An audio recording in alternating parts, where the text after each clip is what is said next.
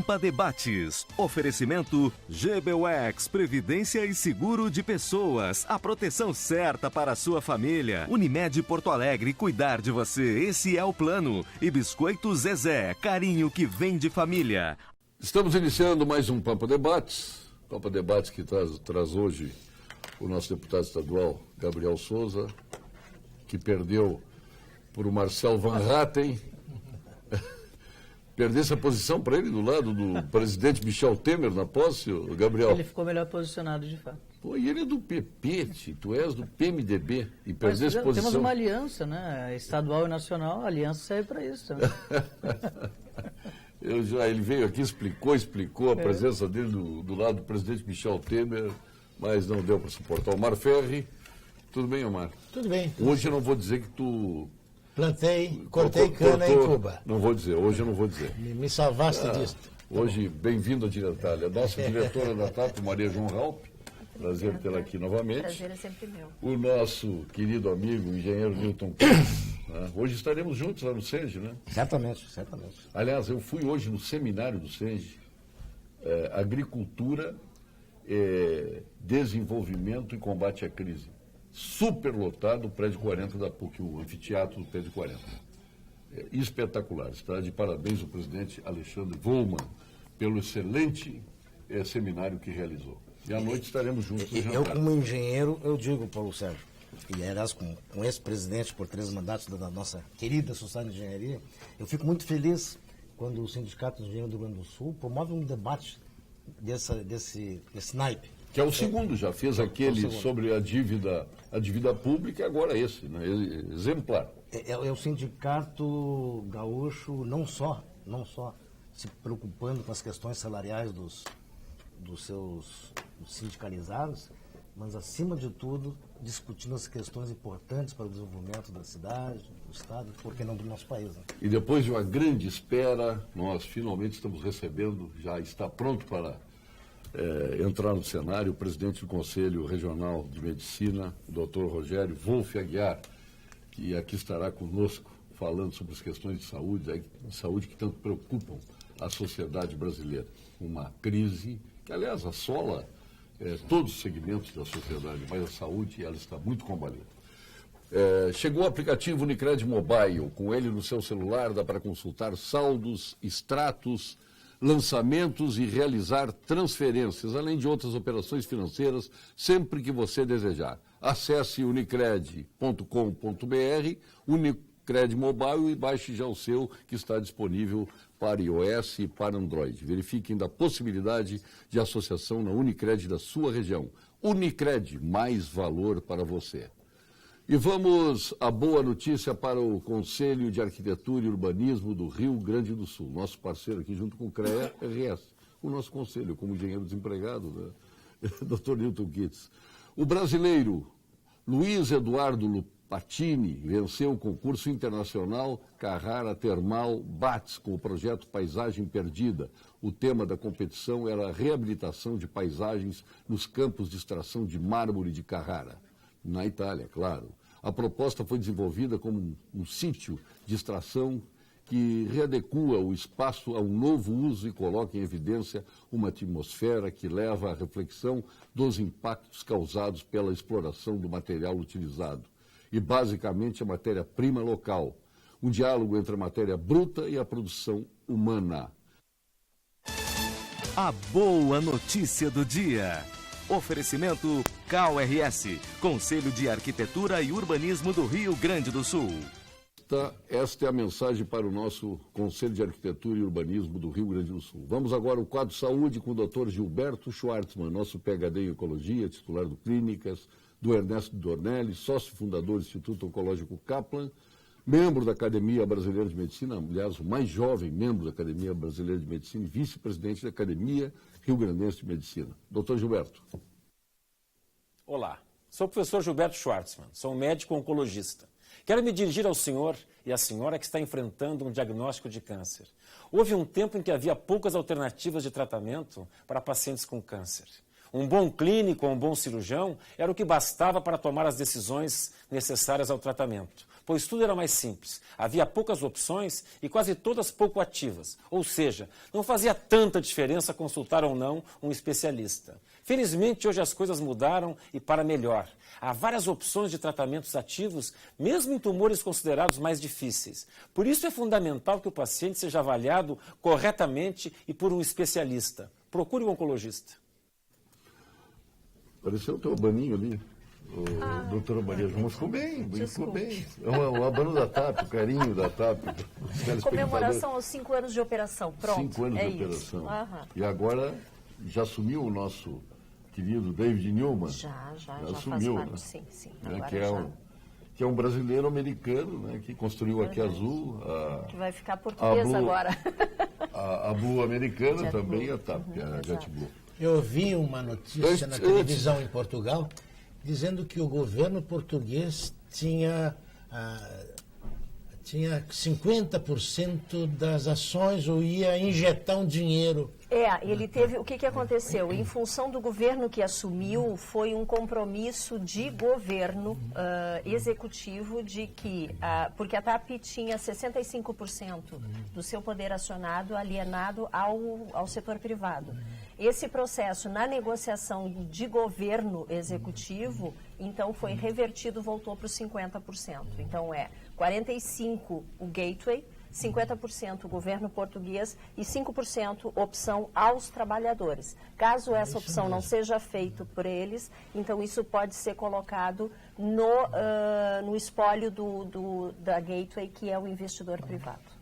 E isso era um compromisso com a União Europeia, já era para ter sido cumprido há 3 anos. Na realidade, o Fernando Pinto e o Mor foram para lá, mais o Michael... Exatamente. Os dois conterrâneos nossos, gaúchos. Gaúchos, exato. E biconterrâneo, o Luiz da Gama Mor, que é de Cachoeira. Exato. E mais um paulista e um carioca, que era o Michael Connolly e o Torres, Manuel Torres.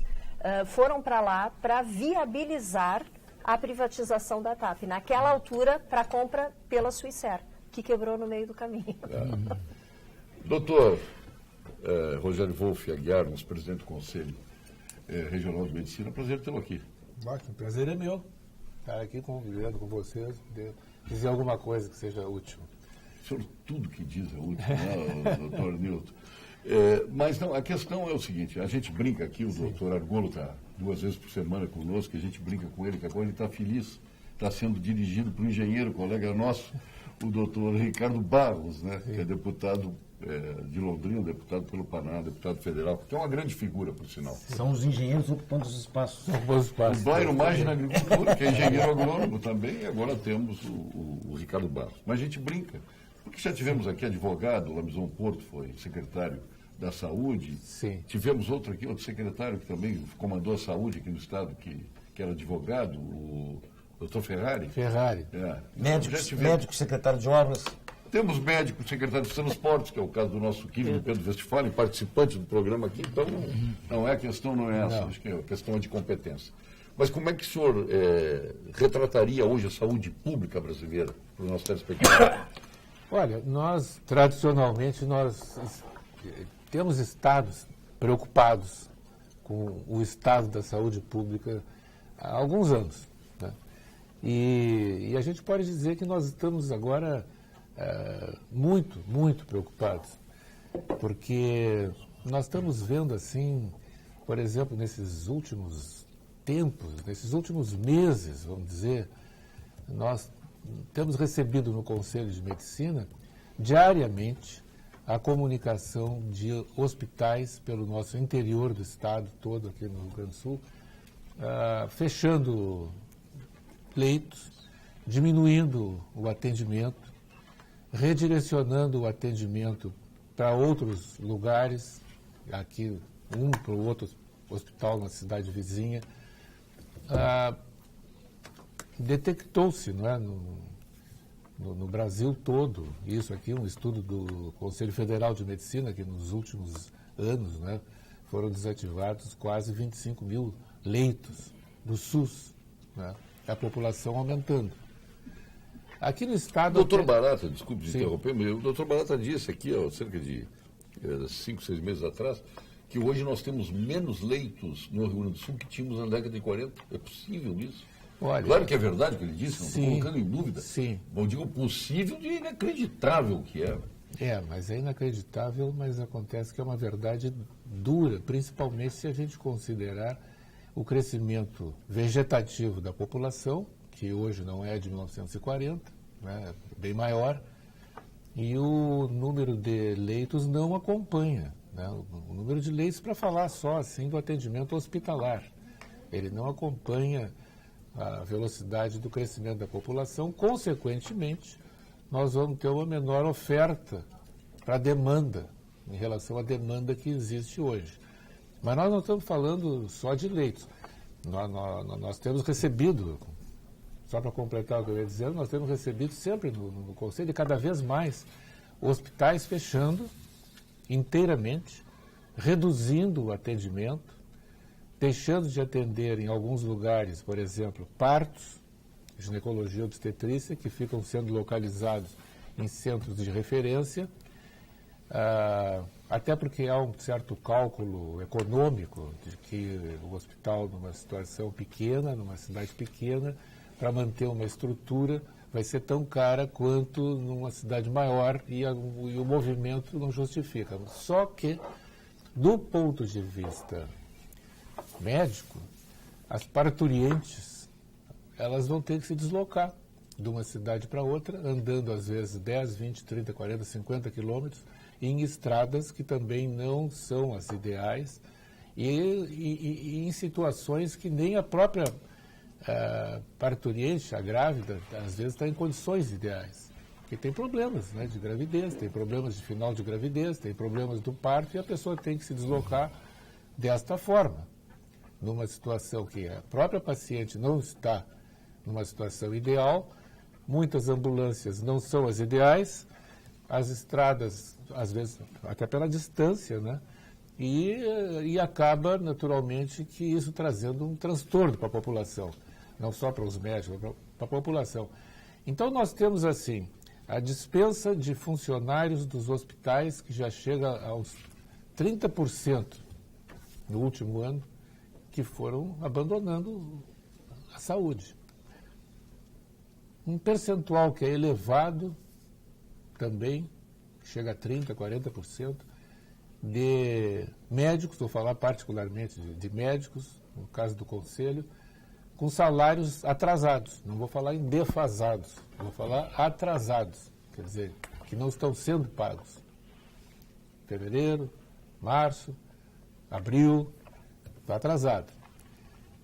E a rede, fora o hospital de atenção básica, nós temos, assim, alguns anos atrás, por exemplo, foi lançado no Brasil todo um programa das conhecidas UPAs, né?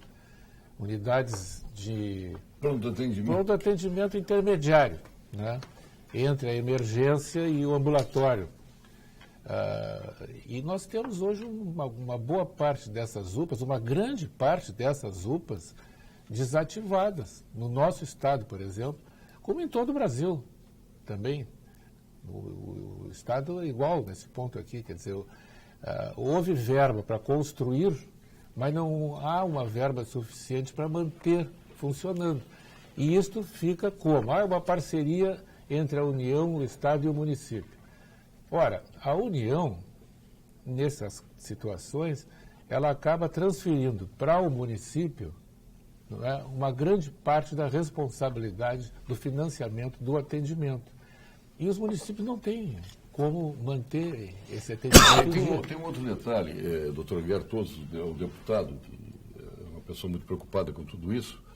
Hoje eu estive em uma reunião lá na Unimed, fiz uma visita lá ao presidente Flávio da Costa Vieira, ao vice Alexei Gobi, e nós falamos da questão da criação das agências. As agências são autorregulação, vamos dizer assim, era o esperado, eu era presidente da GERT na época. Sim. Nós recebemos a Anatel assim, aprovamos e incentivamos a criação das agências e fiscalizador e autofiscalização. Aí quando chega na hora da medicina de grupo, dessas empresas, eles massacram. Quando essas empresas acabam desafogando o próprio serviço do SUS. Dá para entender isso? Então, eles acabam, tem empresas aqui do Rio Grande do Sul que terminaram, que fecharam suas portas, e tem outras que estão em intervenção. É um absurdo que está acontecendo nesse momento. E cada vez mais a população está migrando de volta para o SUS, e afora isso, esse soterramento das empresas de medicina de grupo, deputado.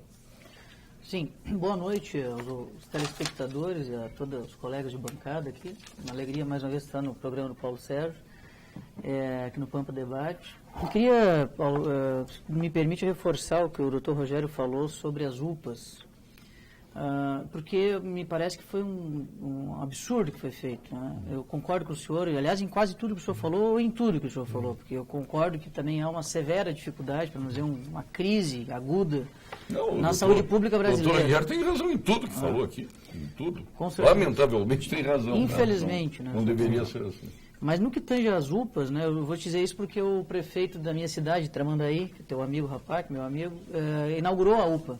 A UPA ficou pronta e já está um desgaste muito grande dele, de parte da prefeitura, para abrir a UPA, né? E abriu a UPA. Eu disse para ele, agora o teu próximo problema é deixar ela aberta, né? Porque, de fato, é um custo para manter uma UPA aberta, né? E simplesmente o governo federal não é só nas UPAs, né? Mas nos últimos anos houve também na educação essa política, né? Quer dizer, faz um investimento, que é um investimento lá de 2,5 milhões de reais, se não me engano, nesse caso, ou 3 milhões, que é um dinheiro significativo para o município do porte de Tramandaí, tu faz um investimento grande e depois o custo para te manter a UPA aberta é mais de 1 milhão de reais por mês. Né? Tu imagina um orçamento do município médio ou pequeno, né, do Brasil, até mesmo os municípios grandes, porque tu tem isso de maneira proporcional nos outros municípios. Né? Então, tu imagina a dificuldade, né, de cada vez maior, porque ao invés de tu resolver problemas, tu vai criando mais, né? E acaba que a população acaba pagando o preço final disso, né?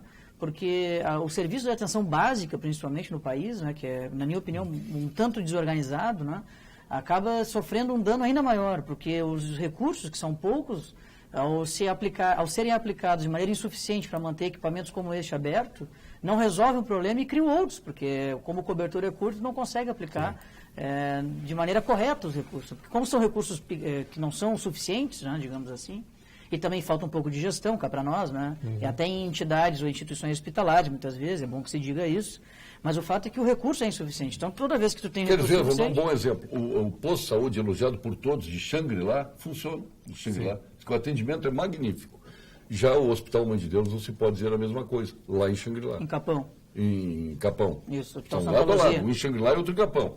Então, muitos elogios e muitas críticas. Tem gente que saiu do atendimento de emergência e já foi revelado aqui, do Hospital Mãe de Deus lá em Capão e foi para o posto de saúde em Xangri-Lá. Então tem que dizer isso bem da verdade. Quando a procura é maior que a demanda, a mercadoria obviamente tem maior valor. Saúde hoje é comércio, ou estou errado? O Saraiva de São Léo. Eu quero botar também no nosso debate a Maria João, já falando sobre Portugal, o Newton Kitts e o Omar Ferri, que está ali silencioso. Ele em Cuba, ele gosta, que em Cuba, agora tem médico cubano, aqui tem tudo, né? Mas é os charutos também, né? E aí, Maria João? Pois é, eu acho que assim, Portugal também tem problemas, obviamente, claro que tem, mas assim, uma coisa que eu acho que é muito básica hoje é que nós temos nos hospitais, nas UPAs, nos pronto-atendimentos, todo o tipo de atendimento médico, porque ele não existe de outra maneira. O que é uma lição que eu acho que é muito salutar de se fazer, olhar para fora? Uma coisa que existe em Portugal, que é uma conduta de medicina preventiva, são os profissionais de saúde da família. Então, existe um atendimento local. Portugal não se caracteriza por grandes cidades, é um pouco diferente, eu entendo isso, é outra, digamos assim, outra cultura, Então, nós temos aldeias, nós temos pequenas cidades, o próprio Portugal são 10 milhões de habitantes, quer dizer, é incomparável em relação ao Brasil. Mas uma das atitudes que eu acho que são bastante salutares e que previnem muito essa questão desse funil que se faz nos atendimentos ambulatoriais e emergências é a questão de ter um profissional de saúde dedicado à família, que faz um acompanhamento, que faz um atendimento de pequenas rotinas de saúde e que tira este doente, este paciente, das emergências diretas. Então, e nós não temos isso Fabiano, no Brasil. Que é a rede de atenção básica estratificado. organizada. Fabiano de Tramandaí aqui. São duas questões. Ficou a medicina é comércio. A medicina é uma profissão e tem que ser remunerada como tal. É isso que nós temos que entender. Tu vai lá remunerar o mecânico e não quer remunerar o médico, né? Esse é um problema de visão da sociedade. A outra aqui. Abriu o deputado da UPA de Tramandaí, mas fechou o posto 24 horas. Se despiu um santo para vestir outro. Fabiano lá de Tramandaí. Primeiro, o doutor Aguiar, se o Hilton já quiser também Eu da queria sua aproveitar passagem. a presença do doutor Rogério, né? Hoje, no Brasil, a gente vive uma crise de emprego. Sim. Escutei os seus comentários, vi o seu comentário sobre os salários atrasados dos médicos. Como é que está a situação do profissional da medicina, do médico? Existem desempregados? Existem empregados precários. Acho que desempregado, não, o médico não sofre um problema hoje grave de desemprego aqui no Brasil. Sim, até porque está se trazendo médicos cubanos para cá. Isso é uma outra questão complicada. Mas eu quero responder... Nós, da engenharia, não temos problemas de engenheiros cubanos aqui. Não. Mas acontece que nós temos, sim, situações desse tipo. Por exemplo, vamos começar, então, falando da carreira do servidor público. Eu entendo, junto com outros, né, de que o Estado ele tem a obrigação de garantir determinados tipos de serviço que são essenciais para a população, que não dependem só do mercado particular. Por exemplo, segurança, né, saúde, justiça. Tem que ter aonde os juízes, aonde tem que ter exército, tem que ter aeronáutica, tem que ter policiamento em todo o território nacional, não é apenas por uma questão do mercado daquela região distante ou sem recursos, o Estado tem que garantir. Saúde é uma. No Brasil, nunca teve e não tem uma carreira de Estado para o profissional de saúde, entre eles o médico. O que existe são contratos assim, município, prefeitura, cada prefeitura, o governo do Estado, onde o médico ele é contratado pelo município para fazer as suas atividades ali, no ambulatório, uma coisa assim, mas não é num sistema de carreira, e é uma coisa precária. Depende do andamento das condições do município financeiras, das condições políticas, locais, de uma série de situações que podem trazer. Então, o médico brasileiro, que foi uma das razões que fundamentou trazer os estrangeiros para cá, 3 anos atrás, e que nós sempre nos opusemos a essa maneira com que foi lançado esse programa, não ao fato de querer ter mais médicos, onde deve ter, mas o programa que se estabeleceu, porque o que foi oferecido no programa, mais médicos, para os médicos estrangeiros, particularmente cubanos, nunca foi oferecido para o médico brasileiro. Nem o valor de pagar 10 mil reais e com uma segurança de que ele vai ficar 3 anos contratado naquele lugar, inclusive com a participação da prefeitura no financiamento das condições de trabalho, no alojamento, na comida e tal, que foram oferecidas para os médicos predominantemente cubanos, e esse dinheiro todo foi encaminhado para Cuba, nunca foi oferecido para uma carreira de um médico brasileiro formado aqui.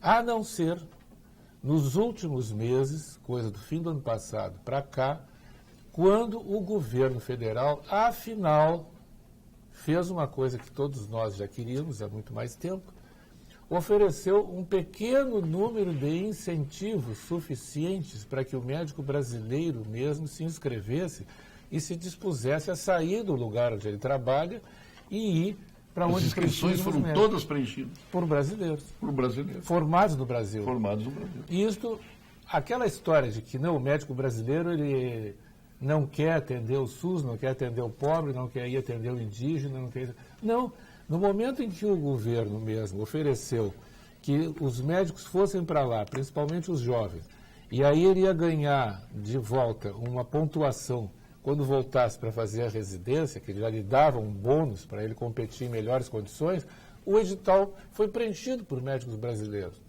Não precisaria nem renovar a permanência dos 7 mil cubanos que foram preenchidos no mês passado, já apenas para prorrogar isso. Por quê? Porque os médicos brasileiros se inscreveram.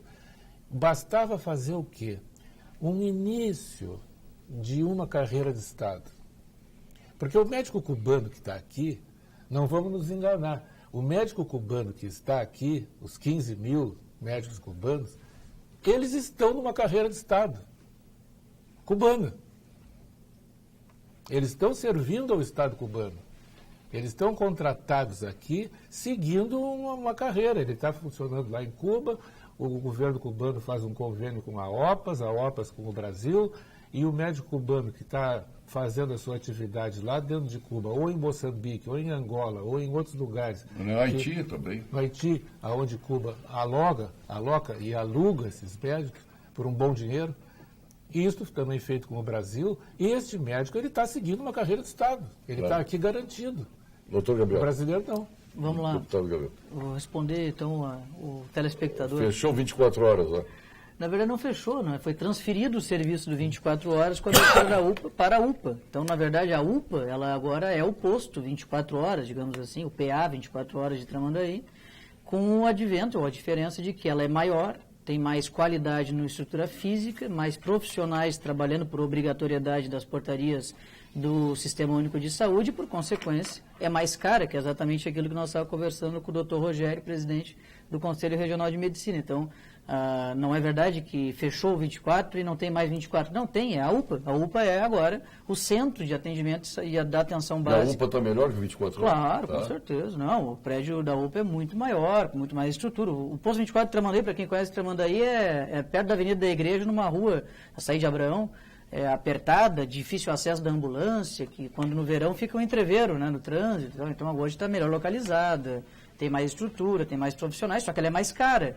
Então, por isso que nós estávamos conversando sobre a euforia que foi na época das UPAs, lá em 2009, 2008, 2010, né?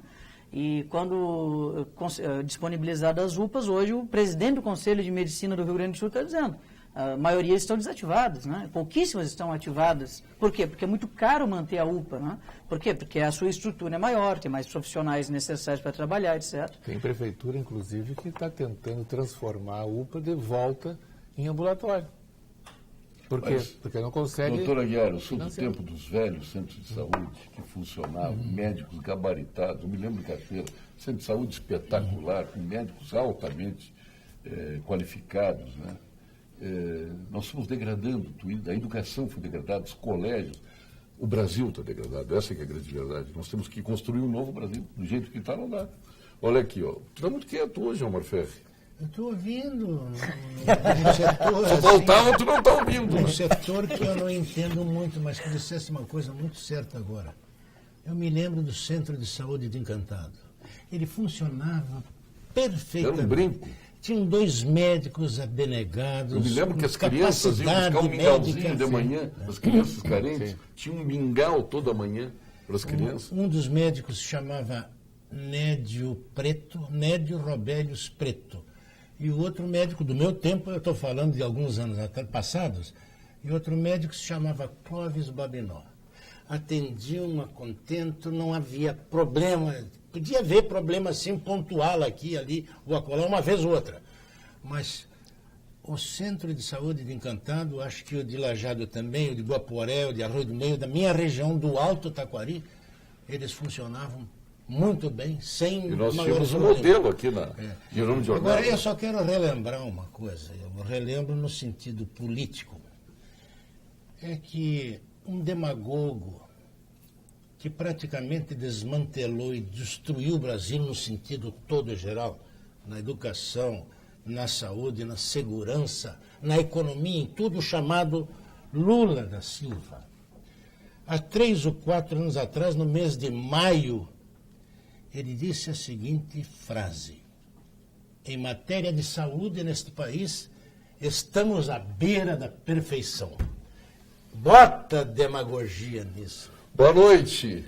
O nosso respeito a todos. Gostaria de saber como o Conselho Regional de Medicina vê a redução de leitos hospitalares para ocupação de clínicas médicas e laboratórios dentro das estruturas hospitalares. Isto não faz diminuir também o número de leitos? Também os hospitais trocariam esses espaços por receitas?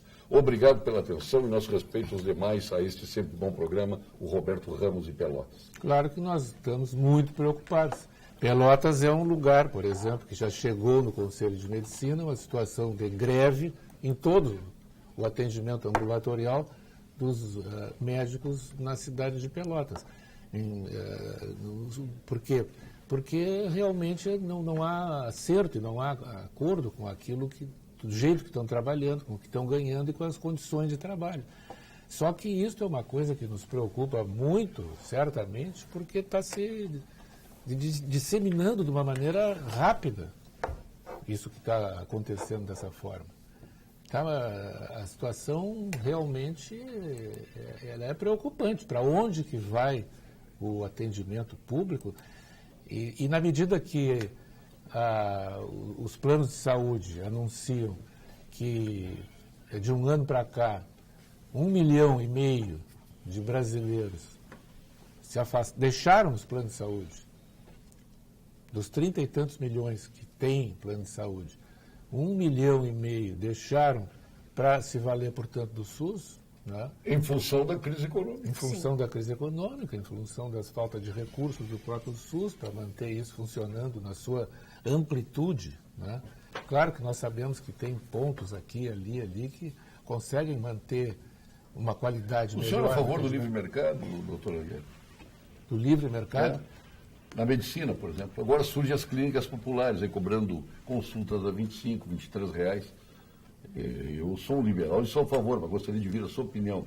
Olha, eu acho que depende muito do sistema onde está inserido o atendimento, sabe? Eu acho que eu tenho a impressão no meu posicionamento, eu penso que seria muito mais razoável manter, como eu falei antes, o atendimento público, médicos contratados, concursados para atender o básico de uma maneira essencial na atenção básica esse é o ideal, da população, claro, tá? E que tem que ter um financiamento, por exemplo, de procedimentos que são hoje tecnologicamente avançados, mas caros, né? Porque a tecnologia, a engenharia médica é uma das razões do progresso da medicina. O que se dispõe hoje de aparelhos para diagnóstico, para intervenção, fazem procedimentos que há poucos anos atrás nem se imaginava. Só que são caros. E isso é uma coisa que, para atender a população... O velho raio-x continua útil? Hoje nem tem, é tudo digital. O raio-x é que o raio-x paga muito pouquinho o SUS, quer dizer, ninguém faz raio-x. É tudo Mas digital. tem muito raio-x ainda? Tem. Até ontem eu estava ouvindo no rádio o comentário que tinha um lugar lá que estava com dificuldades de continuar funcionando. Eu não me lembro agora qual é a cidade do interior, não sei se não era em Tramandaí. Outro lugar porque não tinha filmes de raio-x para manter o raio-x funcionando, quando tudo hoje é digital. Filme. Né? Mas não é bem assim na prática, na verdade, né? Porque nem tudo pode se estender. Agora, o que eu quero dizer é o seguinte, é que o Estado ele tem que garantir, por exemplo, alta complexidade. Qual é o número de pessoas que podem se manter numa UTI cheia de aparelhos, cheia de pessoal super especializado, fazendo intervenções complexas durante 1 mês ou 2? É difícil a gente encontrar. Talvez muito poucas pessoas teriam condições de sustentar isso, que seria o livre mercado, na sua acepção mais pura da palavra. O Estado tem que garantir isso aí. Aí é onde o livre mercado não pode alcançar. Agora, depois quando chega nas especialidades, nos procedimentos que são eletivos, nas coisas assim, bom, aí a iniciativa de cada um. Doutor Rogério, agora eu vou lhe fazer uma pergunta. De que valeu o Brasil, através desse organismo americano, de fazer contratos médicos com o governo cubano para trazer médicos para cá, se com a vinda deles nada O melhorou? governo americano... Não, um organismo americano. Pan-americano. Pan-americano. Pan-americano. Não, perdão, eu queria dizer Pan-americano. Bom, isso. Foi erro de minha parte, eu peço desculpa. E a situação tem piorado. E eu critico muito essa fórmula jurídica de contrato desses médicos, porque há uma lesão grave ao ordenamento jurídico brasileiro no que diz respeito ao sistema trabalhista nosso. Eles são mais ou menos escravizados. Me parece que o governo paga R$10.000 para cada médico, e esses médicos retêm apenas Foi o que o doutor Aguiar tinha falado sobre e o resto vai para Cuba. Isso é uma vergonha. Doutor, não seria melhor a dispensa de todos esses médicos e que o governo canalizasse o dinheiro poupado para resolver o problema de hospitais municipais? Eu não tenho dúvida nenhuma. Desde o início nós enfrentamos uma oposição férrea, uma confrontação com esse programa que foi lançado em 2013, quando ele foi lançado do jeito que ele foi lançado. Exatamente por isso aí. E não é só esse o problema. O problema é que esses médicos que estão vindo dessa forma, desde aquela época no estrangeiro, como houve muita resistência do Conselho Federal e dos conselhos de medicina, lá, depois de muito lutar, lá pelas tantas, o próprio governo desistiu de que houvesse o registro dos diplomas de uma maneira informal nos conselhos de medicina da maneira que eles vieram, porque passava por cima das nossas leis brasileiras. Então, o governo... Passava por cima do Revalida, né? Do Revalida, particularmente. Então, para revalidar o diploma, não houve nada disso aqui. Passou a ter um registro apenas no Ministério da Saúde. Dispensou-se o CRM. O médico tal com CRM número tal. Mas como decorrência ainda haveria e há a violação do sistema trabalhista. Não, isso não tem dúvida nenhuma. Há uma lesão total. Para criar um outro regime. Mas vamos entrar na questão das invasões, esse horror que está acontecendo, a Assembleia invadida, a Secretaria da Fazenda invadida, escolas invadidas, unidades de saúde invadidas. Agora, o centro administrativo está invadido. Eu sou a favor do esforço imediato. Invadiu, o governo tem a prerrogativa, não de recorrer à justiça para reintegração de posse. Não, o governo pode imediatamente exercer pela força retirada dos invasores. Mas eu queria ver o nosso engenheiro Milton Kitts, a todos eu quero ver, com referência a isso. Não pode invadir o direito das pessoas de trabalhar, o direito de ir e vir. Né? Nós vamos olhar o modelo americano aí, como é que se faz manifestação democraticamente, ordeiramente, né? E de forma que é apoiada pelas próprias leis americanas. Ou seja, antes de comentar esse assunto, eu queria falar para os colegas de bancada, o telespectador, eles falam muito aqui em medicina, você falou alguma coisa em Portugal. Eu quero dizer que os engenheiros, né, a engenharia brasileira, através do Conselho Federal de Engenharia, da Federação Brasileira das Associações de Engenheiros e a Ordem dos Engenheiros de Portugal, depois de várias e várias reuniões, firmaram um acordo, agora há pouco, nós tivemos a oportunidade de participar, agora há pouco, selaram um acordo em Brasília, dentro do princípio da reciprocidade, de tal sorte que num primeiro plano piloto, primeiro projeto piloto, por 2 anos, 500 engenheiros portugueses e 500 engenheiros brasileiros podem trabalhar nos outros países. Bom, isso aí é legal, né? Então, feito através das entidades de classe, né? Exatamente. Foi um assunto amplamente debatido. Que poderia no Brasil até ter sido negociado com os conselhos, com o Conselho Federal. Olha, se é para fazer uma parte, o que nós estamos chamando hoje aqui dos médicos que estão aí são os intercambistas. Esse é o nome, né, dos intercambistas. Aí eu pergunto o seguinte, que intercâmbio? Tem 15 mil brasileiros trabalhando em Cuba? É recíproca essa ida e vinda. É algo do exemplo que nós estamos ouvindo aqui. Não tem intercâmbio nenhum. Mas o importante que eu vejo assim, esse período, assim, 2 anos de experiência, limitado ao número de profissionais inscritos, 500. E eu acho que para o engenheiro brasileiro é uma oportunidade ímpar. Ele trabalhando em Portugal, ele pode carimbar o seu... Ele trabalhar no mercado comum europeu. Se abre um nicho de trabalho, um nicho de mercado de trabalho extremamente importante. Então, eu gostaria de dizer aos engenheiros que talvez não saibam, mas existe essa possibilidade de nós trabalharmos em Portugal. Maravilha, parabéns. Dá para fazer o vestibular nessa altura? Né? Para engenharia? Dá. É bom, vou pensar no assunto. Hoje está tranquilo. Se fizer vestibular para engenharia, praticamente só se inscrever porque está passado. Pô, se o senhor fizer vestibular para engenharia, o senhor começa a se habilitar a ser ministro da Saúde. É o primeiro passo. Maria João, as invasões, Maria João. Mas o que eu acho que pega muito, por exemplo, me chamou muito a atenção um movimento de pais que vão buscar, inclusive foram à Assembleia buscar apoio, porque eles querem o direito às aulas dos filhos. Quer dizer, eu sempre aprendi que o direito de um termina onde começa o direito do outro. Eu estou com uma escola invadida, eu tenho professores que querem dar aula e tenho alunos que querem ter aula, mas aqueles que invadiram na defesa do seu direito, só tem espaço para o seu direito, eles não têm espaço para o direito dos outros. E isso me chama muito a atenção, porque é tudo contra aquilo que nós aprendemos, inclusive na escola. Eu aprendi isso na escola. Se eu tenho um direito, eu tenho e luto por ele, ok, perfeito, todo mundo tem que lutar. Mas eu tenho que dar o direito aos outros também de ir, vir, de trabalhar, de estudar, de poder se preparar, por exemplo, para terminar o ano e poder prestar vestibular. Porque essas crianças estão desassistidas, essas crianças estão cerceadas no seu direito de buscar um futuro melhor. Paulo Sérgio, com relação a esta situação de anormalidade jurídica total, eu tenho a dizer que isso não nasceu agora, vem de muitos anos para cá.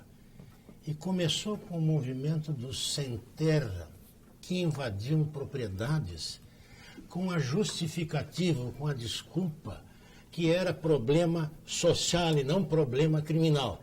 E os governos se acovardaram e evitaram, principalmente depois que o PT entrou no governo nacional, evitaram de tomar medidas para terminar com essas absurdas invasões que violavam o direito de propriedade, estabelecido em todas as constituições do mundo, civilizado, a partir da Revolução Francesa.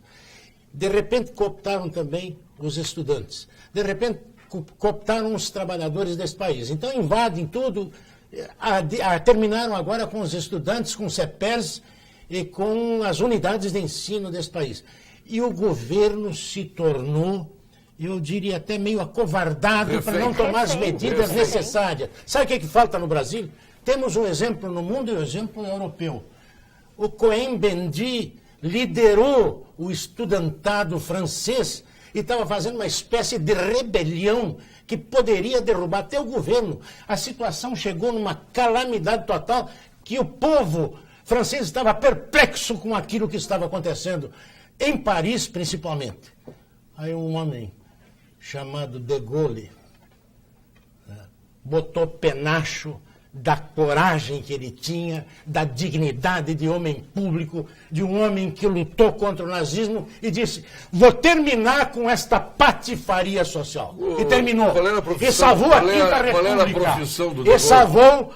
Ele era general. General, tá, obrigado. Tu adora, mas foi presidente da República. Nós precisamos de um general? Tu acha que agora tu tá subindo. E quem pode dizer que não, Paulo Sérgio? Para terminar com a palhaçada, pode ser um general, desde que termine. Apaixonado pelos micos. Parabéns. Eu não estou apaixonado. Não, parabéns, eu estou te admirando. Eu estou apaixonado pela ordem pública violada. Eu estou apaixonado pela coragem que está faltando neste país. E tu mesmo falou, por que não se reage através de força pessoal? Tu tem razão. Então responde, por que não há reação? Por quê? Eu estava odiando a tia Heron, ela ia votar pela não cassação, e ela votou a favor, estou amando a mulher, votou altamente mas não foi vulnerável. De graça, mas não foi de graça, foi na base da pressão. O que nós precisamos? Nós precisamos de pressão. Porque eles só mudaram o voto deles porque houve uma visibilidade, uma exposição, houve movimentos como o Havas, por exemplo, que ficou pressionando, que mandava e-mail para todo mundo, que criou petições, que fomentou essa atenção e esse foco nessa votação. Eu comecei a porque achar até bonita, viu? Gabriela Souza. Mas ela é. Não, mas eu estava achando feia. Ok. Partiu de uma feiura. Ok, feiura política. Feiura política, exatamente isso. Olha, Paulo, essa semana eu, aliás, estou envolvido, né, nas tratativas aí, como líder do governo na Assembleia. Passei hoje, o primeiro telefonema que eu recebi sobre esse assunto foi às 6 horas da manhã e estou até agora, se eu sair daqui, provavelmente vou ter que voltar lá para o Alasca para a gente continuar conversando. Na quarta-feira eu participei e ajudei a liderar lá o movimento que acabou desocupando a Assembleia e consagrou o acordo para desocupar as escolas, né? E 15 escolas já foram desocupadas no Rio Grande do Sul. Amanhecemos na quinta, ontem, com a triste notícia de que um grupo radical, mais radical ainda, invadiu a Secretaria da Fazenda. Naquele momento, então, o governo entendeu que tinha que fazer uso da força policial. Vandalizaram a fazenda. Vandalizaram a fazenda, usamos a força policial, acho que usamos de maneira correta, porque... Correta, parabéns ao governador. Fizemos um esforço no dia anterior de retroceder em recuar, enfim, de conceder de vários pontos da pauta, alguns, inclusive, extremamente legítimos e justos, como, por exemplo, liberação de recursos, um cronograma de obras em escolas, 40 milhões de reais, nós liberamos, melhoria nas condições da merenda escolar, a pauta que é de todos, né? Um PL, que é o PL 44, que na minha opinião é um PL que ajuda muito a gestão pública a fazer parcerias com as organizações sociais, né? Mas a esquerda e o PT, enfim, seus aliados pegaram para bode expiatório e falaram aquilo que sempre falam, né? Olha, isso aqui é para privatizar a educação pública, aí pronto, aí já virou o inimigo número 1 aí de vários setores da sociedade que talvez, sem conhecer o projeto, não é, compraram essa tese, mas tudo bem, nós reconhecemos que talvez o governo deveria ter explicado melhor, com mais qualidade, não é isso? E lá na Assembleia também acabou que perdemos a guerra de versões. E aí recuamos, nós vamos votar só ano que vem esse projeto e tal. Aí na quinta, amanhece a Secretaria da Fazenda invadida e com depredações, vandalismo lá dentro, usamos a força policial. Agora estamos com decisão judicial, inclusive saiu agora, eu cheguei aqui na rádio, a assessoria me mostrou ali, decisão judicial quente agora da juíza, aqui, que está tratando do assunto de Porto Alegre, não pedindo para liberar o acesso do CAF. Isso já estava expedido desde que era uma bobagem essa de liberação do acesso. Agora é para desocupar o CAF, né? E já dizendo que, caso não aconteça, multa diária de 50 mil reais aos CPFs e, além disso, determinando o uso da força policial para retirar aqueles ocupantes ou invasores de lá. Então, vamos ao ponto final com FCDL, SPC, Facinep e a nossa Gimo.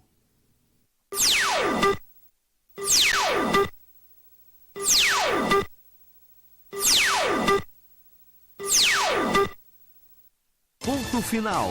Oferecimento Produtos Gimo, qualidade comprovada. E SPC, a maior rede de recuperação de crédito do Brasil. Maria João Raup, seu ponto final. Eu acho que é diferente do Temer. Eu me sinto honrada. Eu acho que podia ter mais uma, mas enfim, mas tem, vamos agora lá. Vamos aumentar essa cota. Tem as mulheres que têm presença cativa aqui no programa. Bem. Então, tá bom. Entre elas, Maria João Raup. Muito obrigada, querida. É sempre um prazer e realmente um privilégio. Completamente leiga nesse assunto, eu acho que o povo brasileiro está cansado.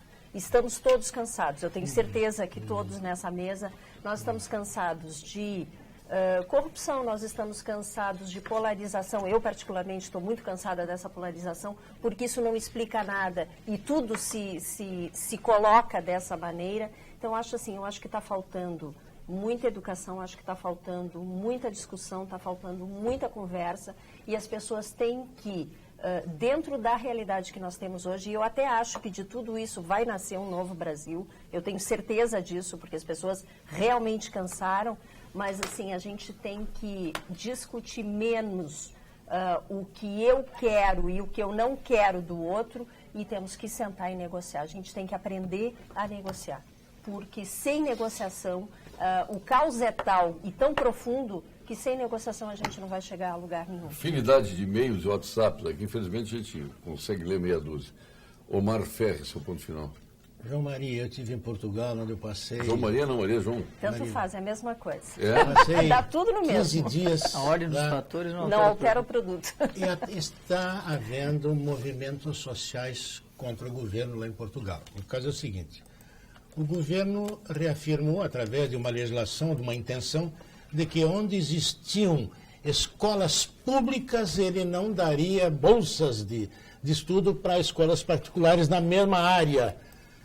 E houve um movimento em Portugal, os estudantes e as professoras, evidentemente, contra a medida governamental, e o governo querendo manter a sua orientação nesse setor do ensino.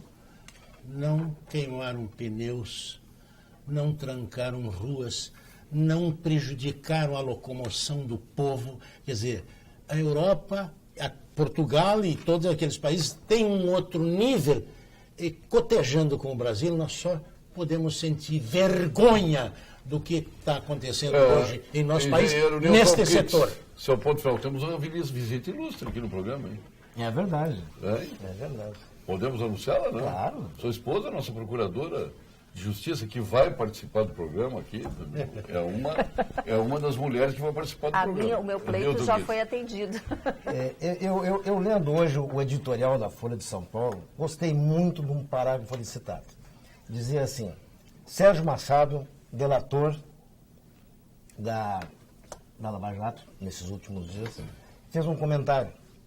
Eu, como ex-presidente por 13 anos da Transpetro, subsidiária da Petrobras, digo e afianço, a Petrobras é a madame honesta dos maiores cabarés do Brasil. Esse é o nosso Brasil. Deputado Gabriel Souza, seu ponto final. Vou aproveitar, Paulo, esse momento aqui com a tua audiência aqui da Rede Pampa para fazer um apelo me dirigindo a quem está ainda ocupando, invadindo, estando dentro de escolas e órgãos públicos. E faço isso não como deputado, como líder do governo, mas sim como um cidadão, um jovem gaúcho. Né? Eu acho que 35, 36 dias de ocupação já são suficientes para que a sociedade enxergasse essa pauta. O governo já concedeu aquilo que podia fazer.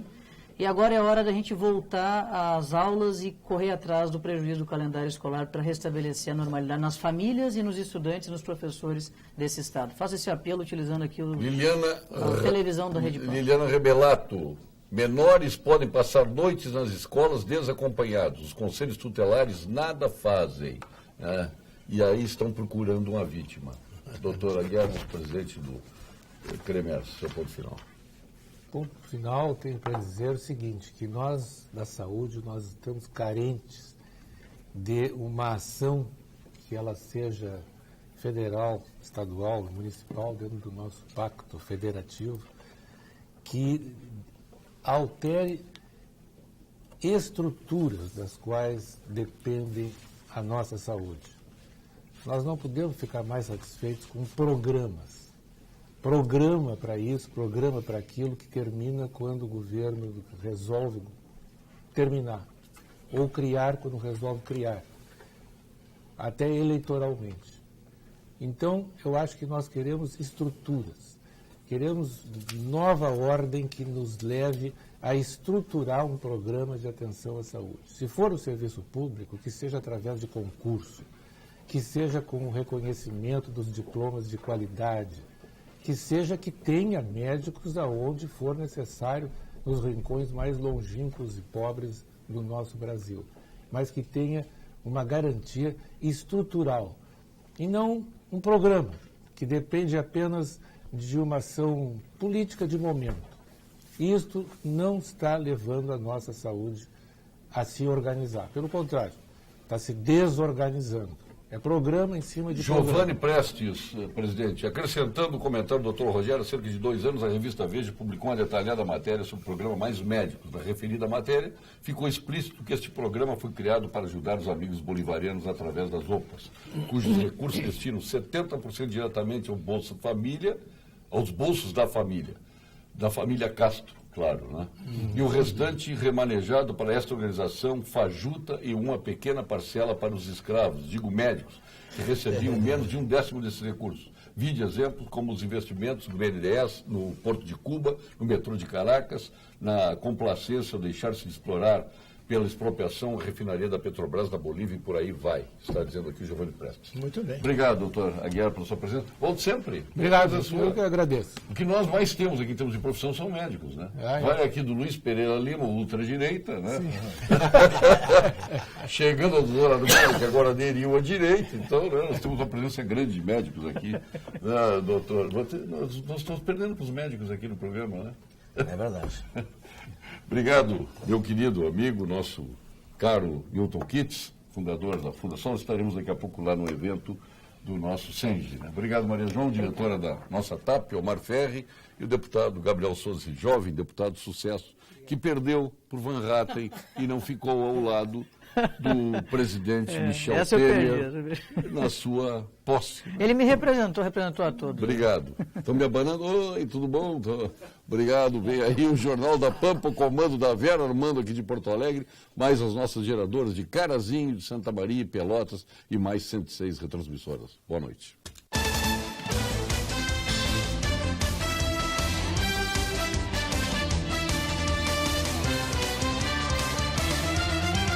Pampa Debates. Oferecimento GBUX, Previdência e Seguro de Pessoas. A proteção certa para a sua família. Unimed Porto Alegre, cuidar de você. Esse é o plano. E Biscoito Zezé, carinho que vem de família.